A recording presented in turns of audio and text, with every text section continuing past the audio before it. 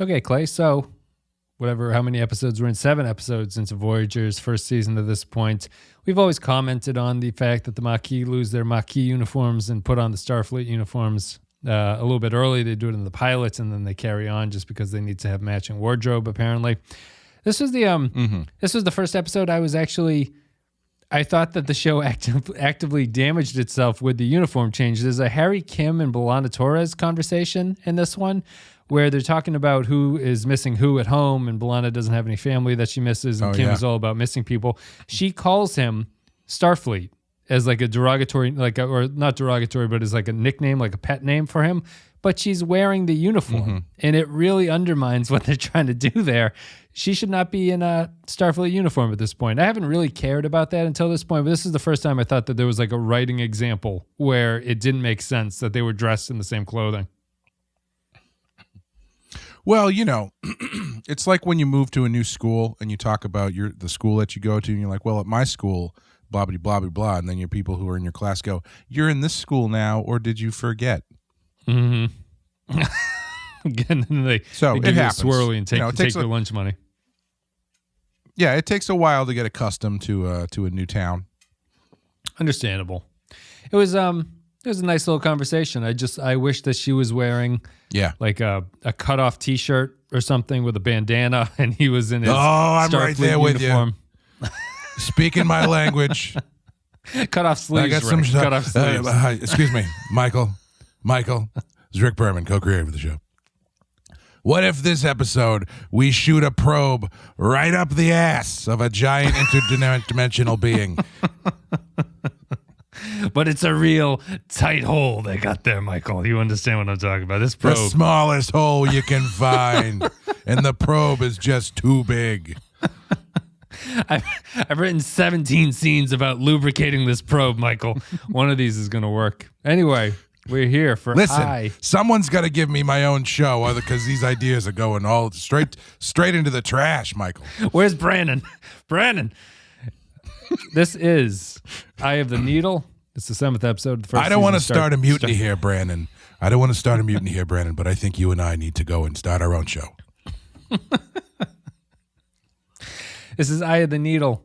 Came out on February 20th, 1995. Teleplay goes to Bill Dial and Jerry Taylor. It's the first script from Jerry Taylor, I think, as one of the co-creators of the show with Piller and Berman.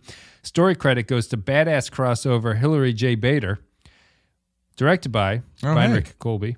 In-universe date is 48579.4, which is 2371. And 20 years earlier, 2351.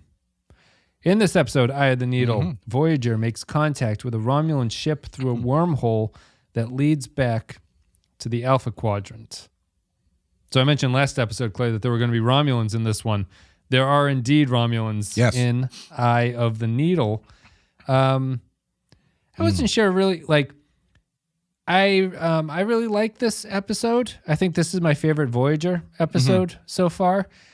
I think that my first point is I think this is perfectly placed as a timing for this kind of plot in the season. I appreciate that they didn't do this too early. I think they were going to run into a couple patron comments about this should be like the season finale for the first season. I can see that, but I think this is like the right timing for this one, actually. 7 episodes in, we've had a few Star Trek generic adventures, and we've actually started wondering, are they ever going to talk about getting home? Is there ever going to be a plot where they actually need to go home? And then this one comes, and I thought it was, outside of quality of the episode, I was happy with the timing of this one. Would you say that you'd prefer this as a season finale, or did you think that this was okay, or was it bad timing? No, I think the timing is pretty good, actually. First of all, I loved this episode. I thought it was great. I really liked it. This episode was actually more of threw me back a little bit more to breaking the ice than the last one we talked about in that reference. Only because this felt like the first real capital V Voyager, just in a day in the life of Voyager trying to get home kind of thing.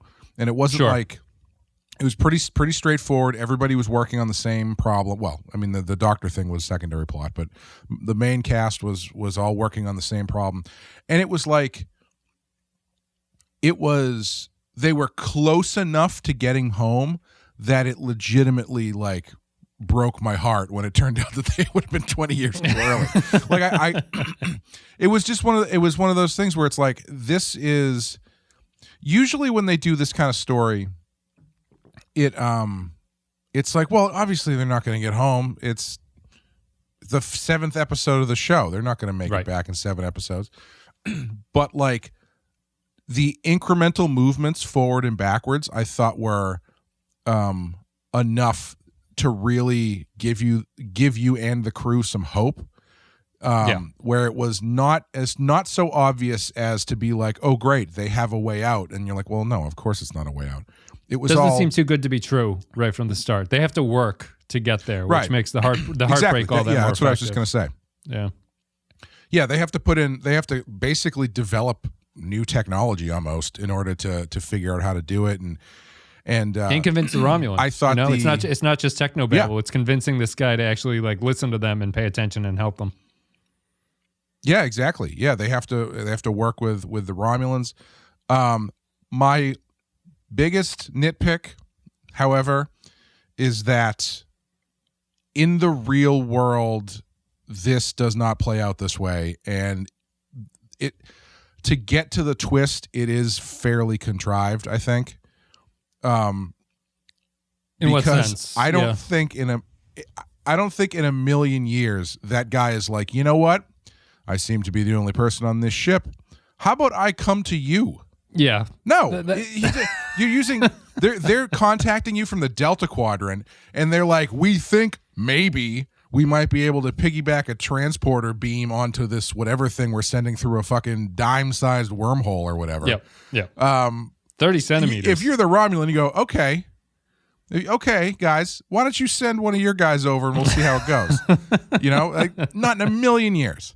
But obviously that doesn't work if you do it that way. So, and if they take this Romulan, who's flying his Romulan ship? Because no one else seems to be on that ship. He's just by himself hanging out there and doing nothing. I think that's on a straight up technical level, I would agree. I think that's the weakest moment where he's like, I'll come to you. Don't worry about it. Here we go. After being portrayed as kind of the suspicious Romulan in the way that Romulans are. It's Von Armstrong from Enterprise. It's Admiral Forrest, which is great.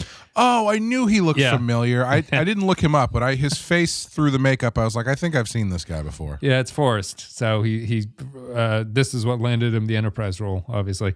I think that's the weakest part of it. But I like what I really like about this episode is that to me it feels like it's a perfect timing thing.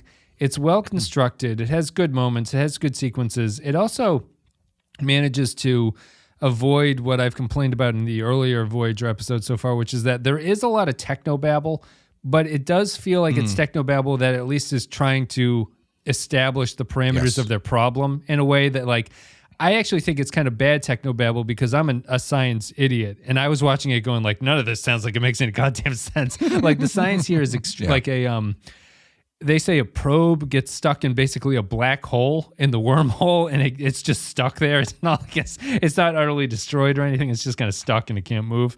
I thought that was all very funny, but in general, it stayed away from what I would say. Like, you liked Parallax, but I was criticizing Parallax as like all it is Janeway and Torres talking at the end about like, well, if I do this thing to the blah blah blah blah blah, and it's like 15 minutes of that. This was a lot of technobabble, but it was extremely understandable to me. We need to figure out how to get from here through this wormhole to get to the other side. And even if not that, we need to talk to this guy. So it was a good use of technobabble, in my opinion.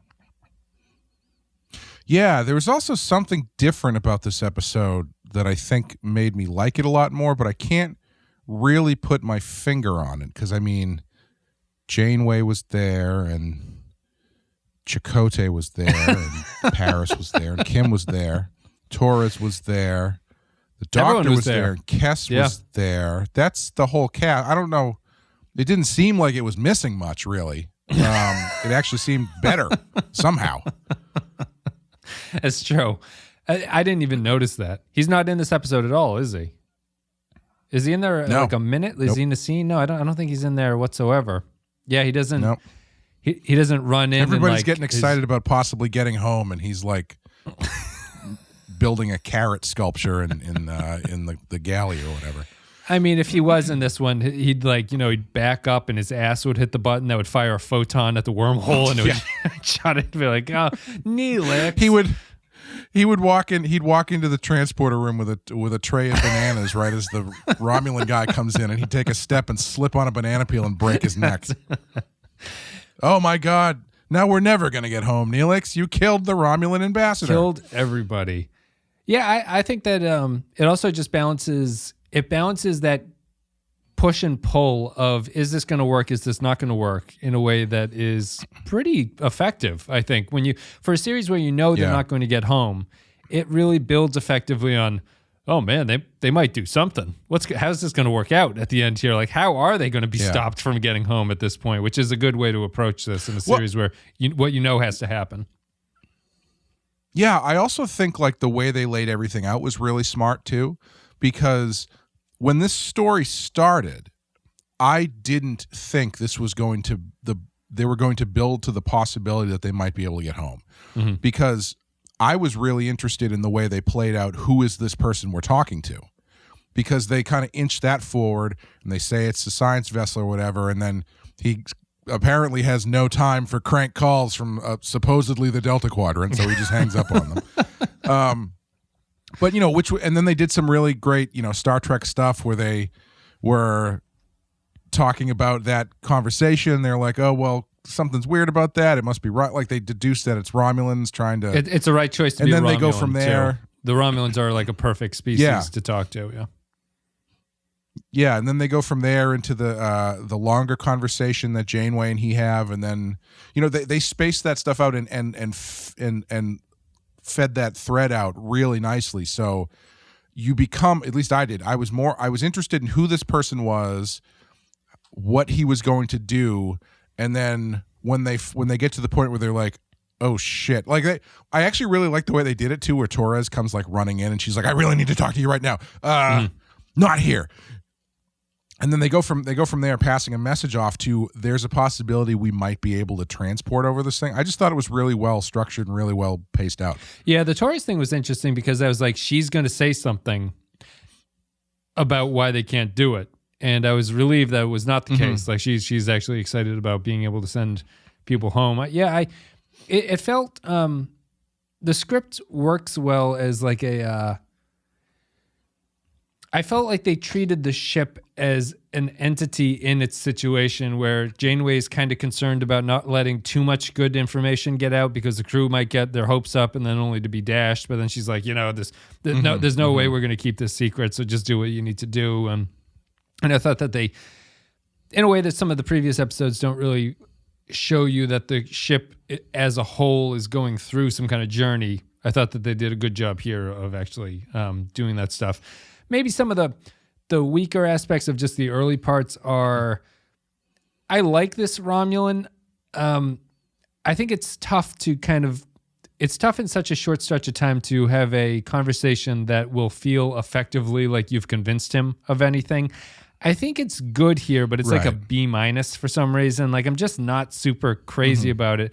I prefer the Romulan as a character. Like, I think he's a really great Romulan character. He is kind of suspicious and everything, but he's also honorable, and he's great through the ending of everything. But the story where Janeway's like, do you have any children? He's like, yes, I have a child. And she's like, can you get us home? And he's like, single tear rolls down his cheek, and he's like, yes, I will try to get you home. Yeah. That was the weakest moment for him, I thought. But I don't know how you otherwise convince somebody in a 42-minute show to do anything. Well, even there, I didn't really mind it too much, because I think they picked the right kind of Romulan, someone on a science vessel who's not predisposed to war and to be as extremely paranoid as maybe a warship would be. Yeah, and they do the thing where when Janeway and he finally talk to each other at length and they have that conversation, he has already confirmed the fact that they are in the Delta Quadrant. And so he knows that she's telling the truth, and so he's a little bit more open to that kind of stuff. Sure. And she plays the family card, and she plays the it's lonely up in space card. And he's like, it's true, I've been listening to David Bowie all day, and it's just really getting to me. But yeah, I didn't mind it. I don't really know what other kind of conversation you have, honestly, like you're saying, with the time frame that you have to tell the story. And I always like it when they appeal to the, for lack of a better term, humanity in the other species, to just kind of going into the core idea of deep down, regardless of species or race, there is something everybody has in common in this situation. So yeah, that's a good point. A lesser show would have said what I just said out loud in the show, but thankfully they didn't do that. Yeah, I like him. He's a good Romulan. I'm a little hesitant because so much of my how would I describe it? So I'm not that I'm thinking only in terms of scores of watching these episodes, but I was watching this wondering if there was a point where this makes a mistake that I think knocks it down for me. And I think this is one of those episodes where I don't think this really makes a mistake. But what it happens by the end of it, and I don't know if this is the quality of a good caliber episode or a poor or a mistake in the writing. When this one was over, I was wondering, is there a better way that this could have ended? But that sounds more negative than what I actually think. Like, I like the way this ends, but at the same time, I was wondering if this actually is like kind of a weakness in the franchise or like what they need to do. So I guess the way to break it down would be, I completely understand in a Star Trek sense that time contamination is something that they would want to avoid in this situation, right? What I thought was really interesting was that he's only 20 years in the past.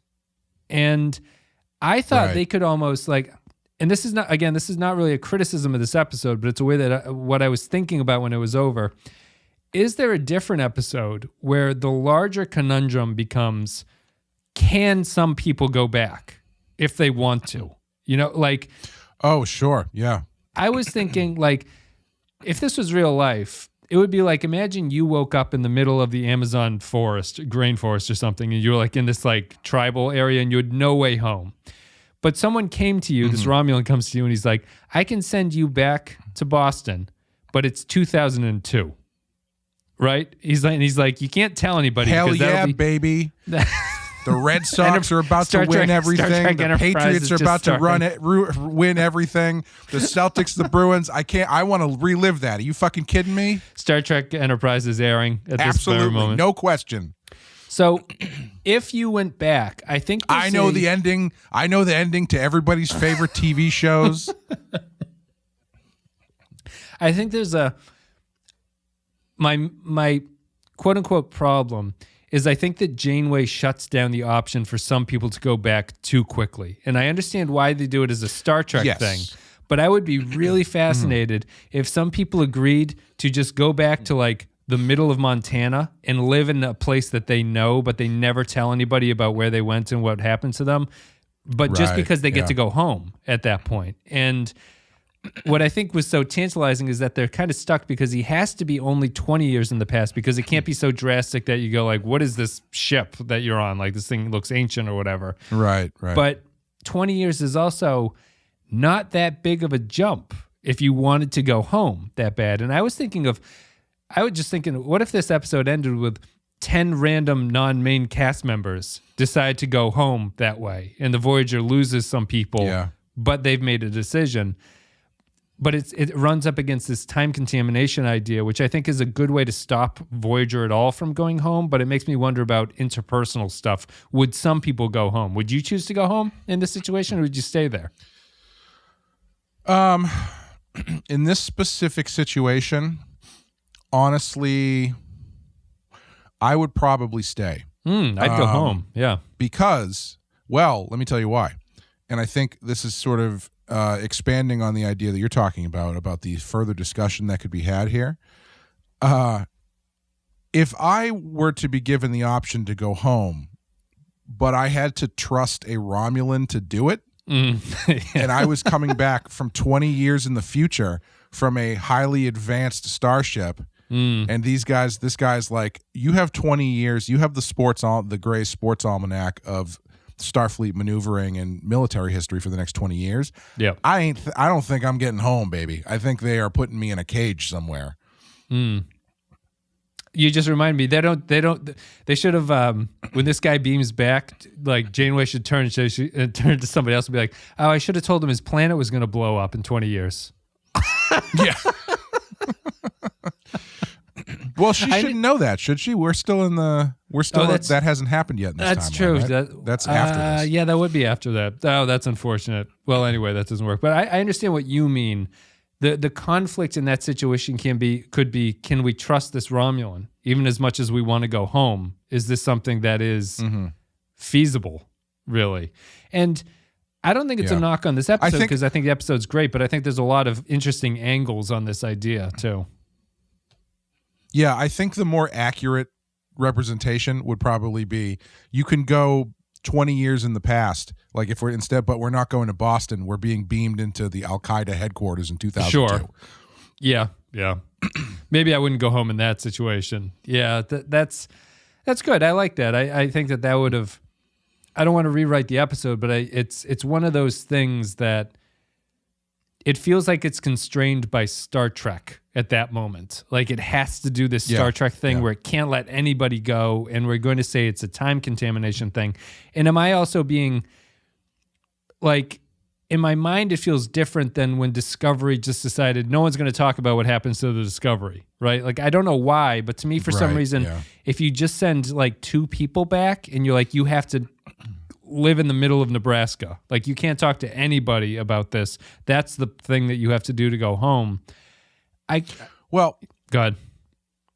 I was just going to say, I think what you could have done if you wanted to go this, it's tough, because I think when you start getting into this, it takes the episode in quite a different direction. Yes. Because this is set up as a slowly elevating, hopeful story that they get the rug pulled out from under them at the end of the episode.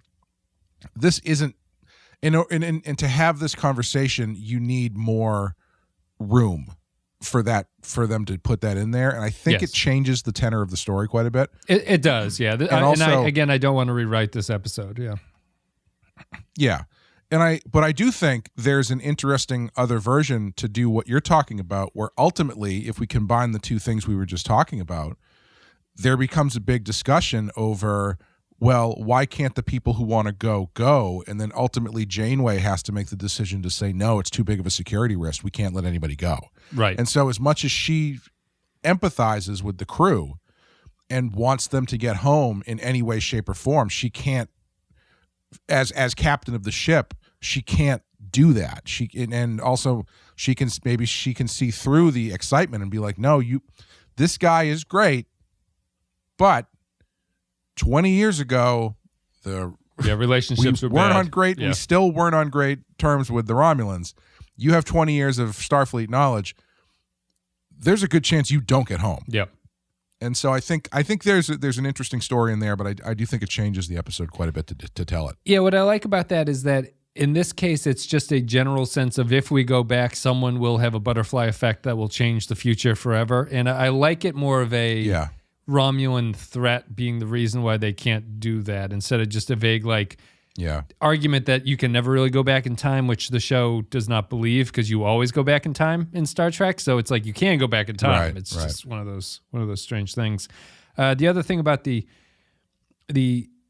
ending is that I thought was really effective is that it's a double whammy of bad news. It's not just that this guy's from the past. It's after he leaves, you go, oh, actually he dies. Which is a good cap on that. I like that. And I especially liked it because I actually didn't think about it until he left and they brought it up. I was like, oh, maybe I should have been paying attention and being like, is he still alive when he goes back? But they cover it. Yeah. I thought that was good. I figured that was coming because the whole time they're trying to figure out ways to send him back and still blah, blah, blah, blah, blah. And I was like, oh, it's just the Back to the Future logic where you send a letter to the post office in 1885 and you say, please deliver this in 1955. Mm-hmm. And it's that kind of thing. But obviously he can't do that if he never gets the letter to the post office. Yeah. I like the double whammy. I thought it was good. I like Tuvok's reveal. Yeah, no, it was very good. How old? Like, what year is it? And he's just like... Excuse me. I was expecting a bit more of a darker ending. I mean, it is pretty dark, obviously. But what I was expecting was, I was not expecting Tuvok to just announce to the entire room that the guy died. I thought he was going... Oh, I see. Yeah. I thought, like, they're kind of ending on a bit of a high note for the crew where they're like, okay, well, maybe we have a chance now. And then Tuvok is like, excuse me, Captain, could we please speak for a minute? And then everybody leaves. And then he tells her. Yeah. And then she's like, you can't tell this to anybody. That kind of thing. Yeah, that's gloomy. I actually think it's more fitting of Vulcans that Tuvok just says it to everybody. I think that's what a Vulcan would do instead of be considerate about what's going on. Just kind of like an honest answer to, this is not going to solve our problem. Excuse me, Captain. I looked this Romulan up, and while we have him here, we should put him in the brig. He is a child killer. Rapist, murderer, scientist, not deliverer of important emails. It's all in his log. His profile says he's very forgetful and prone to losing small flash drive sized pieces of machinery. We shouldn't trust him with our information. No. So it's on. I guess it's unknown at this point. They don't explicitly say he does not get the messages to people. They just say that it seems unlikely he dies before Voyager disappears. So we'll see. He might have a will. They brought up a will, which is reminded me of your there's no pictures in Star Trek. I was like, there's wills in the 24th century. I guess that makes sense. Yep. Got to call a Romulan notary to witness it. Yeah, absolutely. The Senate's very busy. Anything else about this one? You said you really liked it. Well, I guess we haven't talked about the Doctor. I do want to. Yeah, I wanted to talk about the Doctor plot a bit. This is my Alexa's favorite episode so far, I think, because the Doctor's really fighting for rights to be taken seriously as an entity. Oh, sure. Yeah.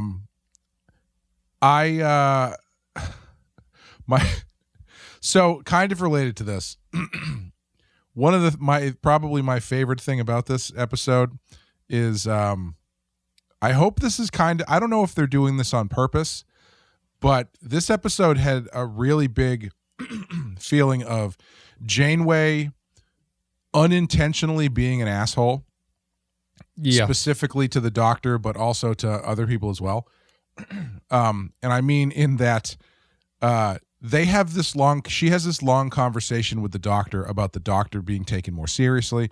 And he's like, honestly, I just really want people to turn me off when they leave the room. And she's like, that's great. What if I gave you back the power to do that? She's like, that'd be unbelievable. And she's like, okay, let me see what I can do. And then she leaves the room and doesn't turn him off. He had stuff to do. And then tricorder. Earlier in the episode, Kes comes into Janeway's place and she's like, oh, thanks for joining me. I was about to have some soup. Let's have some soup together. And she goes to the replicator to make 2 drinks. And I was thinking the whole last episode was about conserving energy because she couldn't make coffee. I don't know what's going on with the replicator. They said replicated rations in the last episode too, so I don't know what the fuck that means. Like, why are you eating rations out of the replicator? Have some filet mignon or something if you're going to be using the damn thing. I don't know what that is. I mean, it's obviously just a plot driving thing, but it's kind of annoying how inconsistent they are with that stuff early on. The Doctor, the thing that I find interesting about it and makes me think if it's actual choice is that it does. If they are doing that stuff with Janeway on purpose, that does kind of undermine her and make her look like an inexperienced captain who like kind of doesn't keep things in mind all the time. Sure. So they can't be doing that on purpose because it's like I think it's just viewing the scene a certain way and maybe like these are some plot threads that they are choosing not to follow up on and like whatever. I'd prefer Janeway to be inexperienced. I think that would actually be a good trait for her. This. Yeah. Like, I think that would add to her characterization, I think. The Doctor, I was fascinated by the Doctor thing. I thought that was a really good subplot and probably almost like deserves its own episode because, his treatment from the guy who's obviously masturbating too much and straining his wrist every other day and coming back in. And what is this guy doing? What is this guy doing? You know what he's doing? He's spending way too much time in Paris's program. Yeah, he's French in the Chez, whatever that place on. is. Yeah, Chez Francine or something. Yeah, but that guy does not have the body that he's spending 6 hours a day in the gym, and I don't buy his excuse that that's what's actually happening here. But the doctor. So it's interesting. It starts off with this thing where it's like the doctor should be taken seriously because he's a sentient creature. He passes the Turing test. It's weird that no one treats him like a real person because this is Star Trek. And then you're like, oh, this was written in 1994 or 94 or whatever. This is kind of cutting edge concept to have like a computer that's literally just a person talking to you. And what does that mean?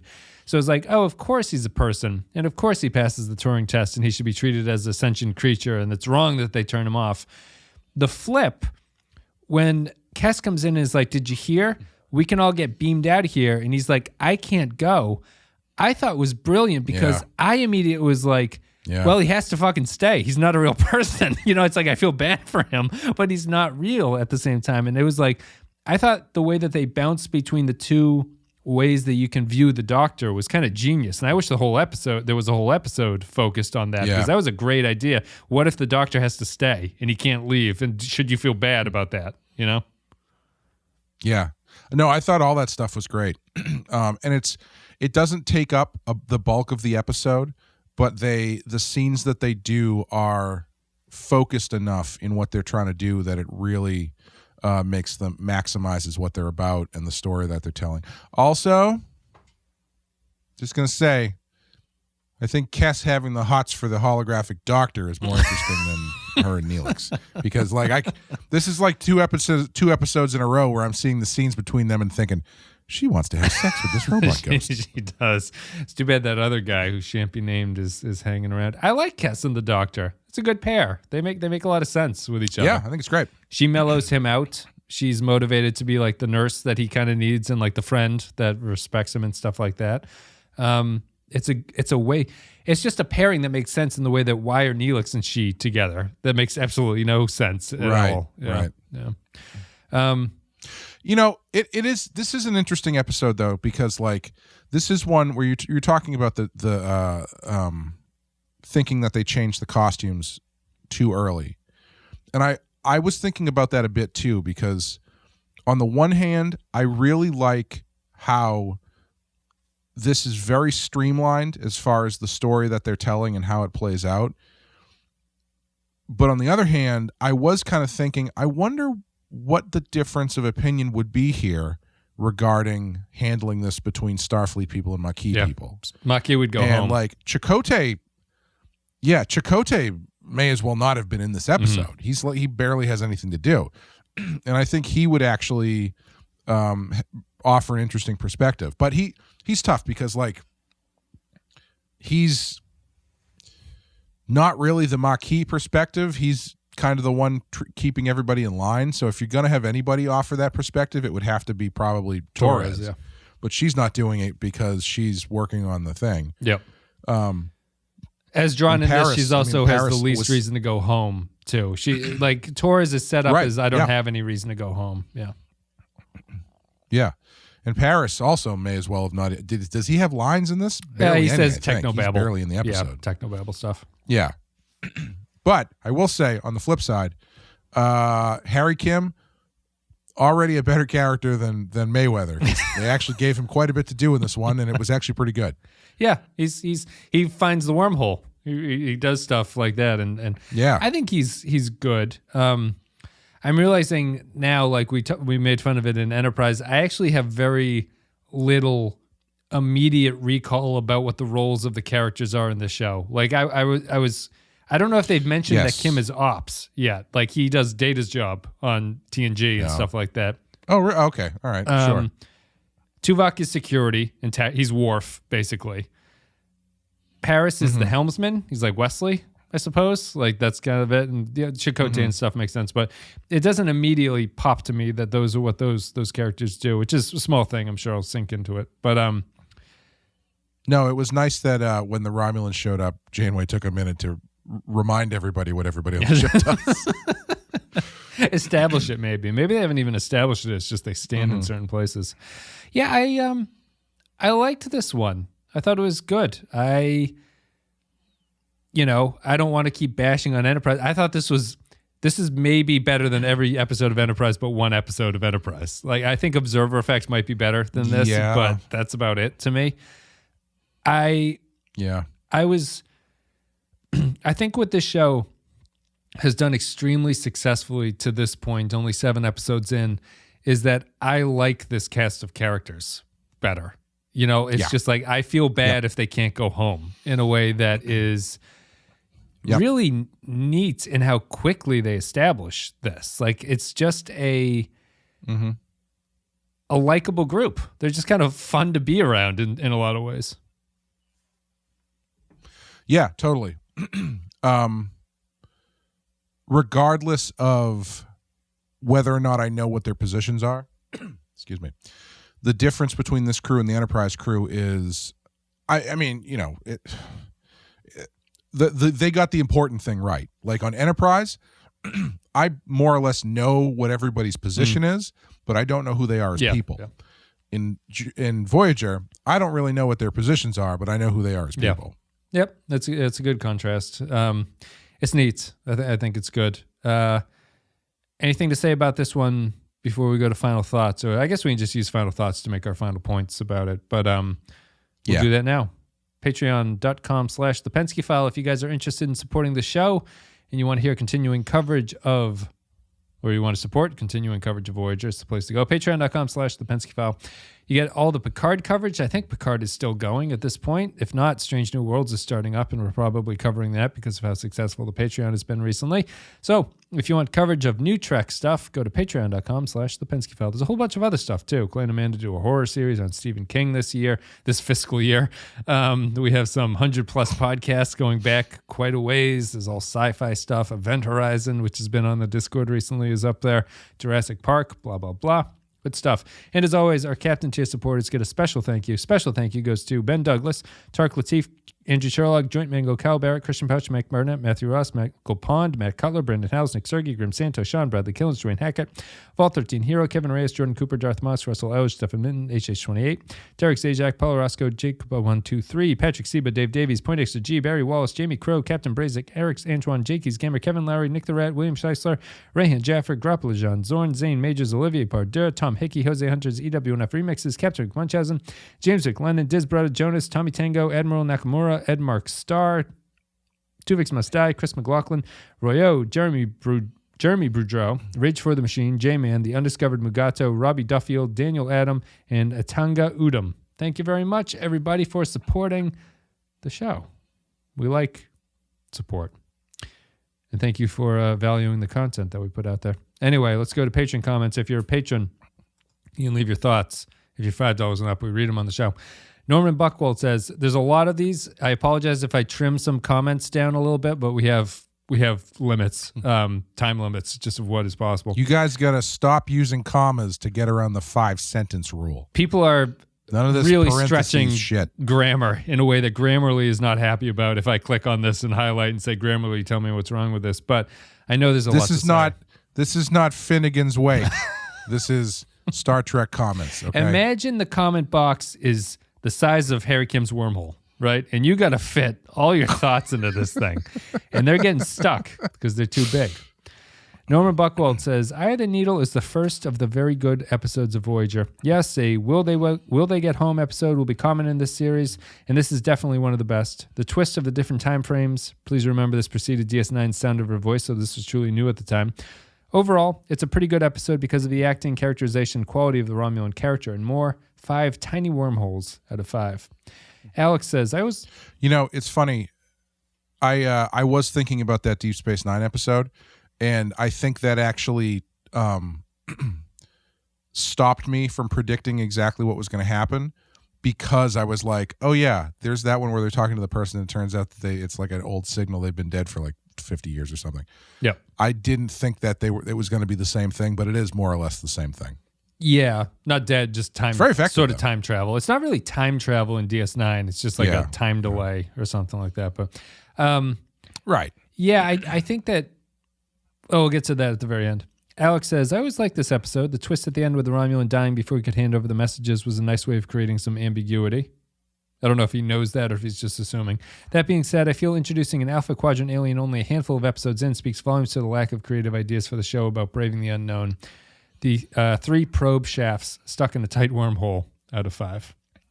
James McLennan says, maybe this one comes too early in the show. I think the premise might have been more suited for a finale. However, I find this one very compelling, and the guest star Romulan brings a great humanity to the role. When the crew finds out the Romulan died years prior, it's devastating. If only they didn't muddy the water with so many more will they get home plots after this, because they never do one better. 4 out of 5. I do understand the thought that this would be a good finale. Yeah. I think because it feels like an exclamation point your season, on the season, sort of. Yeah. If you spend your season, especially doing like one-off episodic stuff just in the Delta Quadrant, and then you finally come back around, I think it would have been a good season finale. But I don't have a problem with where it is currently. What I agree that I think this does work as a season finale. What I like about the timing here is that it's good to be reminded that the show is still aware that they're stuck somewhere. You know, I haven't really gotten that sense, and I think they needed a good episode to establish that they do have stakes and are trying to get home, and that's what this is. Jonathan J.K. Morris. I will say, go ahead. If this was a season finale, I think they probably might do it a little bit closer to what we were talking about before, where they add a lot more kind of drama into the decision, because I think that's the one thing. It's not a negative in this episode, but like it doesn't have that much intensity to it. And I think if this was going to be your season finale story, especially given where you start, like the season finale is when you really kind of like bring up the core concepts of the show. So I feel like the season finale version of this probably does have the Maquis point of views come out. It probably does bat around more the ethics of whether or not they can be sent back. It probably does have a bit more of an intense downer ending, maybe. Yeah. But yeah. So I think as it stands, I think it's better as a mid-season show. Yeah. I think it's just, I think there are ways to punch up the conundrum here that they are dealing with, and I think that in a sort of middle of the season episode, it's fine to do what they did, but I don't know if it's I don't even really know if it's a problem. I'll be interested when we get to the end of this to think about it. I Had the Needle from J.K. Morris says, this episode is so clever with raising hopes and expectations until the very end, but then thematically, this should have been the last episode of season 1, not already the 5th episode where we're talking to dead Romulans in a part of the galaxy far, far away. 4 stuck microprobes out of 5. Concito says, this is a quiet little gem with 2 traditional enemies building understanding in a difficult situation. It's so Star Trek. It's just a shame that the actor playing the Romulan was a little bit on the wooden side. Rayo says, this is one of the standard will they get home? No episodes, and unfortunately they lean way too hard on that aspect of the plot. Even more unfortunately, the guest star Romulan Admiral Forrest is lacking that personable charisma he'll have in Enterprise, making that aspect a little bit dull. I find this frustrating to watch since it's so obvious they aren't getting home 6 episodes in, and there's not enough character work to carry the entertainment factor. What little they do with the Doctor puts Enterprise's serialization to shame, but it's still a little bit dry. 2 out of 5. Patrick Seba says, wow. Blue steel eyes to screen. Telek, you are a dream. Calls Janeway in bed, but oh wait, he's dead. So needs must, a quick tug, and we'll wipe the slate clean. 3 form-fitting but ultimately bland satin pajamas out of 5. I was expecting her to give him something to really convince this Romulan that she's worth saving. It's only voice chat, unfortunately, in that scene where she's in her pajamas. They hadn't hooked up the visuals at that point. Latte Librarian says, not a lot of tension since we know they're not getting home. It feels like the show doesn't quite know how to deal with a female captain pajama-wise. At least they didn't put her in a baby doll. 3 time jumps out of 5. I was at least happy to notice that she had pants on. Yeah. And it wasn't just a, like, negligee. Nighty. So I guess that's progress, I guess. Yeah. She's, Trust me. I had notes. How old is Mulgrew when this is happening? I think her hair does a lot to really knock her down quite a bit. Do you want to look up how old she is as I do this? This is 1995, though this episode came out. Kate Mulgrew. Latte Librarian gives 3 time jumps. 66. She is now.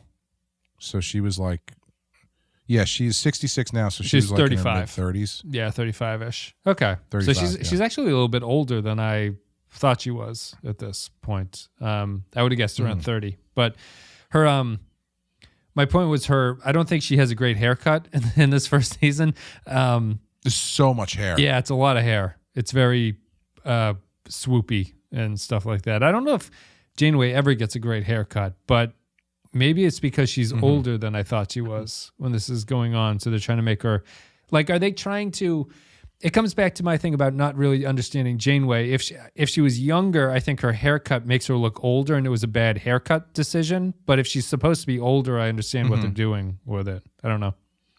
Well, I mean, if you're going with the idea that she is an inexperienced captain who is working on trying to be taken seriously, and a haircut that makes her look older might be on purpose. Yes, yeah. I would agree with that. I don't really think it makes her look. I don't really think it makes her look that much older. 35 is, I'd probably say she looks like she's about 35 here. Yeah. Point Extra G says, this has always been a favorite of mine. I think it's the first really great episode. The back and forth with the wormhole and something hopeful followed by a complication and then back to hopeful is really cleverly done. Armstrong is always welcome on Trek, and the scene with him and Janeway talking about being separated from their families is well done. It does suffer a bit from Gilligan's Island syndrome in that we know this can't be the way home. The B story with the Doctor has been set up for several eps now. Both his and Janeway's realization that he has to be a part of the crew will bring in a path for much character development. Matt Ross says, an interesting idea. So, I have a question for you.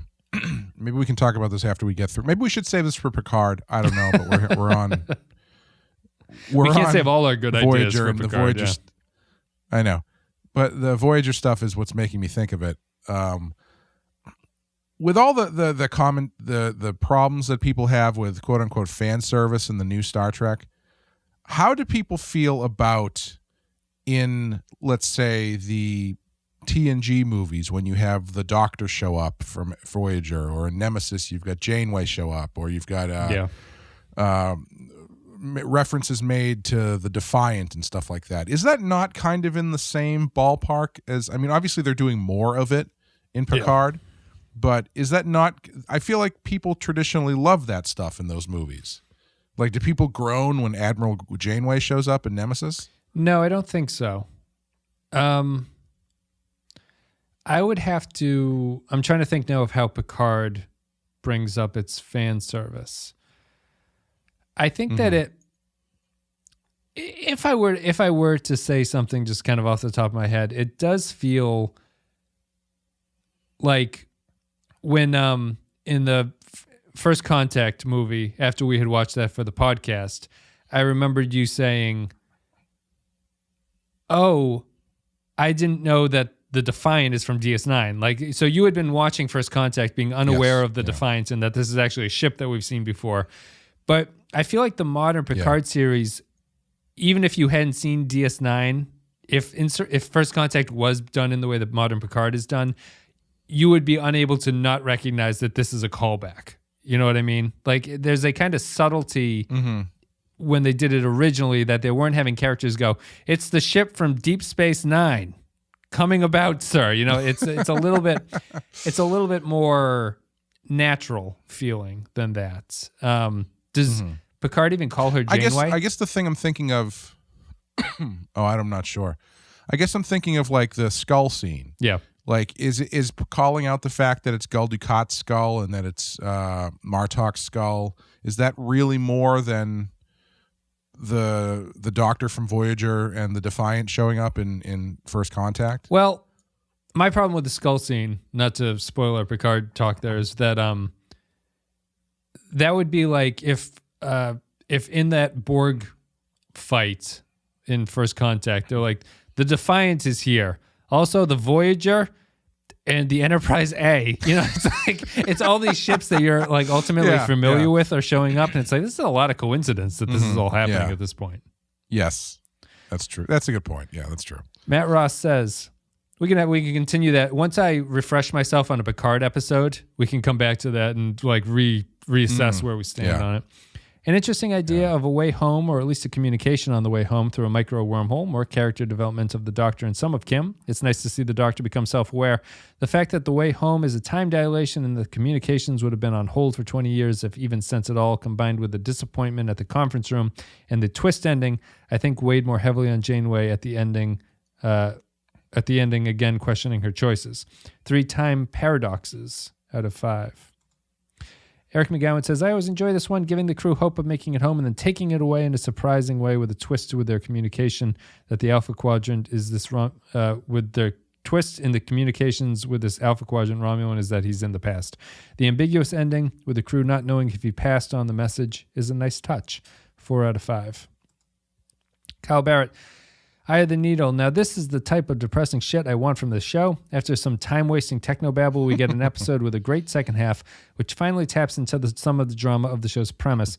Introducing a Romulan so soon into the series could feel cheap, but the species' secrecy and deceit make them the perfect choice. And the ending, where Tuvok goes full Dale Cooper and asks what year it is such a well-done emotional gut punch. The subtle excitement and disappointment is so well played throughout the episode, and the scene with Harry and B'Elanna is the conversation the show has desperately needed. Finally having characters discuss home instead of feeling complacent being out in the Delta Quadrant. Best episode of the first season. 4 nice and tight Harry Kim wormholes out of 5. Christian Pouch says, I gladly forgive the I know there's no way they can get home already because this episode is great. The back and forth between optimism and disappointment is well paced and keeps you invested. The ending is absolutely crushing in its delivery. Admiral Forrest is a great guest actor and nails the forlorn Romulan scientist who is both typically suspicious but can't hide his excitement at the prospect of this technological feat they are attempting. The B-plot with the Doctor, while not really linked, is a great character building for the Doctor and Kes and Janeway, and it doesn't annoy or take up much time. 5 out of 5. Kieran Simmons says, good episode despite knowing the crew can't get home. Could have been more interesting if they'd returned 20 years early and debating if they should do that or stay in the Delta Quadrant in their own time. That's kind of what we talked about. Jonas says, this is nearly up there with Phage in terms of quality. It was a very effective and entertaining episode. It also reinforced the idea that the viewer doesn't mind the absurdity of the science if the human drama is compelling and provocative. When that is the case, the science can become background. Thank you very much. Brent Mays says, it's the first episode that actually felt like Trek and Voyager. Maybe it's the contact with the Romulans. We obviously knew they couldn't have found their way home that fast. It's odd that this Romulan isn't more standoffish because he was 20 years in the past, when the Romulans and Federation tensions should have been higher than in the TNG era. It probably wasn't a good idea to send those messages back in time. It could have changed the timeline. Nice concept, but maybe it seems like a different species could have been on the receiving end. 2 more. Darth Moss says, great premise, pretty depressing. Really appreciate them front-loading the character development for the Doctor. He and Janeway are breakout stars so far, better than any character from Enterprise or Discovery. 4 time dilations out of 5. Garoppolo John Zorn with the final comment for Eye of the Needle. Kim's tiny hole is too small for Paris to just punch his way through. A pity. I'm sure that Slash fans have fixed that. 3 out of 5. Thank you, patrons, for leaving your thoughts about Eye of the Needle. Patreon.com/The File is where you go if you want to support the show and leave your thoughts about the upcoming episodes. Clay, Eye of the Needle. Your favorite episode of the series so far? 7 episodes in or whatever we are? Yeah. Yes. What are you going to give it on our rating here? I'm going to give it a 4. Yeah. I think it's... I don't disagree with what you said that this might be better than the majority of episodes from Enterprise. And I know that I've given a couple 5s in Enterprise, but again, I work on the show-to-show thing, so it's like... It compromises your entire rating system. Enough... your ratings are meaningless. I haven't seen enough... Yeah, basically. I haven't seen enough Voyager to know if this is like a 5 for Voyager or if this is a 4 for Voyager. Like, I feel like fives are ones that I would put on overall lists of Star Trek shows. And so like a 5 in Enterprise might be lower on the list of like the 100 best episodes of Star Trek, but it would probably still be there. So yeah, if I say it that way, I would give this a 5, I think. But yeah, I'm gonna go with a 4 with the option to possibly change as we go along. It's tough because like this doesn't stand out as objectively as a 5 as like Duet or something like that does.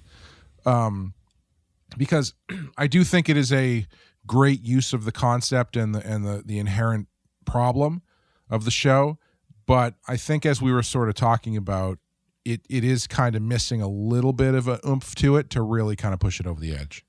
Yeah, to me, it's obvious to me on my system that this is at least a 4. Like, this is the first Voyager I go, like, people should watch this one. This one's pretty good. I think that, like, if you're doing a watch through of Voyager's first season, this is probably after Caretaker, the first episode that I'd say that for. Like, you should watch this one.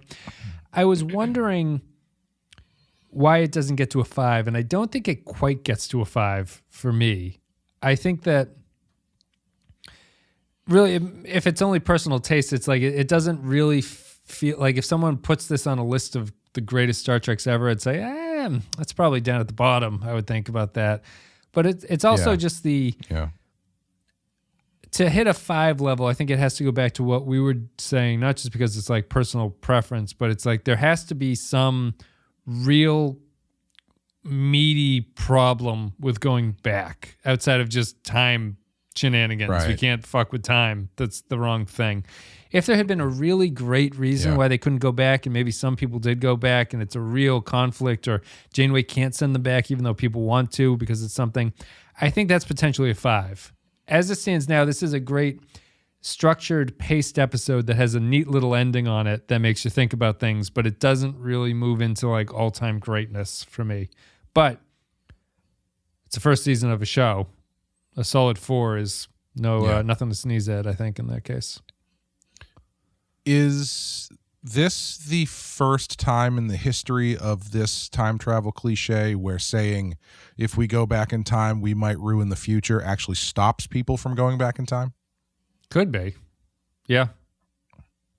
It's usually put on the table, and then somebody is like, well, I mean, we're going to try not to, obviously. Well, I didn't even realize that until you just said that, but they kind of break their own rule by the Romulan coming, seeing the future, and then they send him back. You know what I mean? Like, that's... True. Like, they've altered the past by doing that. So, but he agreed not to say anything, just like they did in Discovery, and I had a problem there. It kind of like what you're talking about there is the thing that they address and solve by yesterday's Enterprise, isn't it? Where it's like the Enterprise C comes through the wormhole or whatever it is, and then they send them all back, but then they get blown up and they die. So it doesn't really matter who saw what from the future. I would have, as soon as they transport him back and he fades in, I would have just cut. It would have been like one of those just not a jump bucket, just like where all the actors are standing in the same place and someone snaps their finger and it cuts to a new thing and they're all wearing Romulan uniforms and like, oh shit. Yes. I think, get him back. Get him back. I give it a 4 out of 5. I really like this one. I do think that this is only observer effect from Enterprise is better than this Star Trek Voyager episode. So nothing to say about Voyager, but I think it's just been more effective of a show at this point. I liked it. I enjoyed this one. I thought this was a really good episode of Star Trek. I was pleasantly surprised by it. I keep waiting for this first season to really kind of like let me down, and it hasn't. Yeah, it hasn't done it yet. We'll see. There's still time. That's it. Thank you everybody for listening. We both give it 4s out of 5. It's Eye of the Needle. Thank you very much for listening and supporting the show. Patreon.com/The File if you want to support us there. Clay, do you have anything you want to say before we go? As always, my graphic novel Bloody Hell is currently on shelves, and depending on what month we are in, I don't know if this is April. This is April, definitely April. But April, I've got a new book coming out called Poser, which is either out or coming out very soon. It's a punk rock slasher horror graphic novel that takes place in the California punk scene. It's very fun. You should be able to find that at your local stores and on Amazon. And thank you guys for listening to the Rotten Horror Picture Show and Badass. Batman Beyond is where we are. Badass. It's very exciting. Check it all out. Support the show Patreon. If you want Star Trek Picard coverage and Star Trek Strange New Worlds, that's where you have to go. If you want all the extra stuff, patreon.com/The Pensky File. That's it. Eye of the Needle. We both give it 4s. We're done. The next episode is, what the hell is the next one? It is Ex Post Facto, which is a fun title. I don't know anything about the episode, though. We'll see when we get there. Strange New Worlds. Strange New Worlds. Should we, in solidarity, shave our beards when Pike shaves his beard? Yeah. Will Strange New Worlds have given us a reason to go on with our lives? If so, I'll gladly shave at the end of it if I go, this has reaffirmed my decision to remain alive at this point. Yes. They've already, we're going to be... Each follicle, a piece of clothes in my emotional baggage. We're going to be way out of time just because of the backlog here, but they've announced a season 2 of Strange New Worlds already. Kirk's in it. Wow. Okay, sure. Yeah. Fuck you. Yeah, he is. Seriously? Yeah, Kirk. They've cast. Who the hell is it? He's on the Discord here. Of course they have. His name is. This is everyone else can leave because we've already been talking about this for 6 weeks at this point. But his name is Paul Wesley. Do you know him? Paul Wesley. Yeah, he looks like Kirk in this photo. At least. Yeah, he does. Yeah, he's got a good Kirk look to him. Yeah, all right. Sure. We'll see. Fine, let's do it. Thanks, everybody, for listening. Hope you enjoyed the content. See you later.